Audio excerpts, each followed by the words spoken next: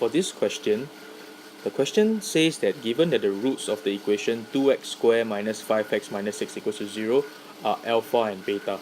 So for this piece of information, what I can say is that alpha and beta are roots of 2x squared minus 5x minus 6 equals to 0. Okay, and we have two formulas that we can use here. Sum of roots, which is negative b over a, product of roots, which is equals to c over a. Okay, from the equation, we can know that a is equals to 2, b equals to negative 5, and c is equals to negative 6.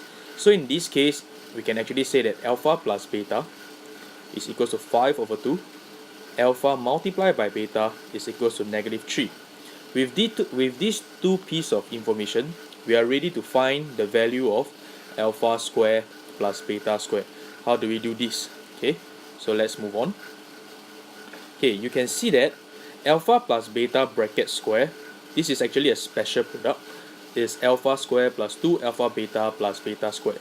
When we make alpha square plus beta square the subject, you can say that it's actually alpha plus beta bracket square minus 2 alpha beta. This is actually the sum of roots, and this is actually the product of roots. Alright, so this is actually 12 and 1/4 over here after we calculate.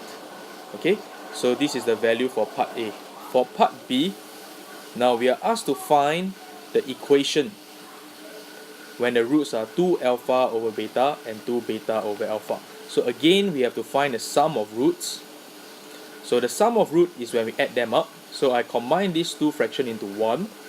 I use the previous information of alpha square plus beta square, and I get my value to be negative 49 over 6. As for the product of roots, is actually 2 alpha over beta multiplied by 2 beta over alpha. Is actually 4 alpha beta divided by alpha beta. Alpha beta and alpha beta in the top and bottom can cancel to get 4. So now we have one more formula, is that to find the equation is actually x squared minus sum of roots times x plus product of roots equals to 0. So since we know that the sum of roots is negative 49 over 6, so I substitute this into here, and my product of roots is 4, so I can get my equation.